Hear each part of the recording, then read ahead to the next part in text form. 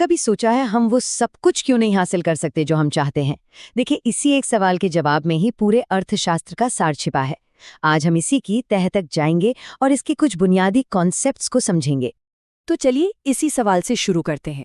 एक ऐसा सवाल जो सीधे इकोनॉमिक्स के दिल में उतरता है। और मजे की बात यह है कि इस सवाल का सामना हम सब रोज करते हैं, भले ही हमें इसका एहसास हो या ना हो। और इसका जवाब सिर्फ एक शब्द में है, कमी या स्कैरसिटी।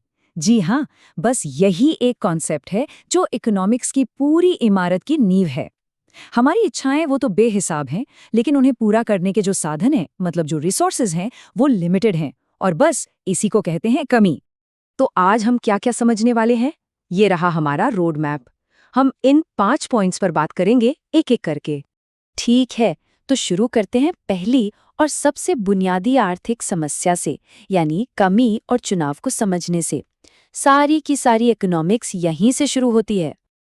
ब्रिटिश अर्थशास्त्री लियोनेल रॉबिन्स ने इसे बहुत ही शानदार तरीके से समझाया।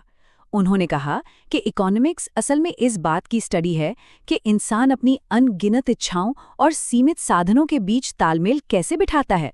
देखिए, हर साधन, चाहे वो पैसा हो या समय, उसके कई इस्तेमाल हो सकते हैं, और यहीं पर हमें चुनना पड़ता है। यही चॉइस, यही इकोनॉमिक्स है। तो अगर स्कैरसिटी यानी कमी हमारी प्रॉब्लम है, तो इकोनॉमिक्स क्या है? इकोनॉमिक्स वो साइंस है, वो टूल किट है जिससे हम अपने चॉइसेस को समझते हैं।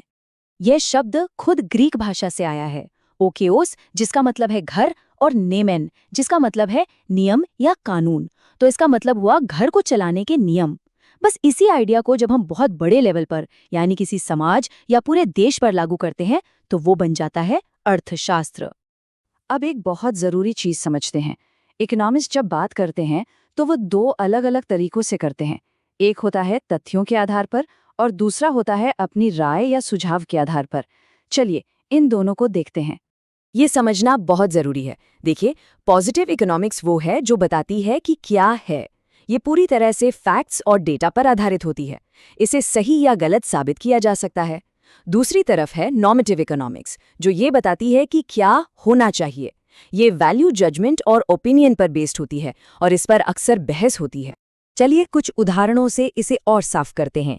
पहला स्टेटमेंट है कि भारत की 27% आबादी गरीब है। ये एक फैक्ट है, इसे डेटा से वेरीफाई किया जा सकता है, तो ये हुआ पॉजिटिव। दूसरा, आरबीआई ने बैंक रेट 6% कर दिया है। ये भी एक फैक्ट है।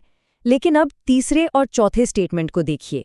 सरकार को बेरोजगारी भत्ता देना चाहिए या भारत को वर्ल्ड बैंक से लोन लेना चाहिए। ये सुझाव हैं, ये नीतियां हैं, ये नॉर्मेटिव इकोनॉमिक्स के उदाहरण हैं। अच्छा, अब ये बताइए, ये स्टेटमेंट पॉजिटिव है या नॉर्मेटिव? मुद्रास्फीति को रोकने के लिए आरबीआई को बैंक दर बढ़ानी चाहिए। सोचिए जरा, इसमें चाहिए शब्द आ रहा है ना? इसका मतलब ये एक सुझाव है, एक राय है। तो ये हुआ नॉर्मेटिव स्टेटमेंट। चलिए अब इकोनॉमिक्स को देखने के 2 अलग-अलग लेंस के बारे में बात करते हैं। इसे एक मैग्नीफाइंग ग्लास और एक टेलीस्कोप की तरह समझा जा सकता है। पहला लेंस है माइक्रो इकोनॉमिक्स, यानी व्यष्टि अर्थशास्त्र। ये छोटी छोटी चीजों का अध्ययन करता है, जैसे एक इंसान, एक परिवार या एक अकेली कंपनी। और दूसरा लेंस है मैक्रो इकोनॉमिक्स, यानी समष्टि अर्थशास्त्र। ये पूरी अर्थव्यवस्था को एक साथ देखता है, जैसे महंगाई, बेरोजगारी या देश की कुल आमदनी। मतलब माइक्रो इकोनॉमिक्स एक पेड़ को देखता है, तो मैक्रो इकोनॉमिक्स पूरे जंगल को। ये टेबल इन दोनों के बीच के फर्क को और भी साफ कर देती है। देखिए, माइक्रो का स्केल छोटा है और इसका फोकस कीमत तय करने पर होता है, इसीलिए इसे प्राइस थ्योरी भी कहते हैं। वहीं मैक्रो का स्केल पूरी इकोनॉमी का है और इसका फोकस इनकम और रोजगार जैसे बड़े मुद्दों पर होता है, इसीलिए इसे इनकम थ्योरी भी कहा जाता है। अब ये जो मैक्रो इकोनॉमिक्स है, इसका मॉडर्न रूप असल में 1930s की महामंदी के बाद उभरा। उस वक्त जॉन मेनार्ड कीन्स की एक किताब आई, the general theory of employment, interest and money. इस किताब ने सब कुछ बदल दिया। कीन्स ने कहा कि जब इकोनॉमी मुश्किल में हो तो वो अपने आप ठीक नहीं होती, सरकार को आगे आकर पैसा खर्च करना पड़ता है ताकि डिमांड बढ़े। और यहीं से मॉडर्न मैक्रो इकोनॉमिक्स की शुरुआत हुई। तो अब हमने माइक्रो और मैक्रो को अलग अलग तो समझ लिया, पर यह जानना भी जरूरी है कि आखिर ये दोनों नजरिए क्यों मायने रखते हैं और ये कैसे एक दूसरे से जुड़े हुए हैं। इसको एक उदाहरण से समझते हैं। मान लीजिए सरकार पूरे देश में टैक्स बढ़ा देती है। ये एक मैक्रो इकोनॉमिक फैसला है ना?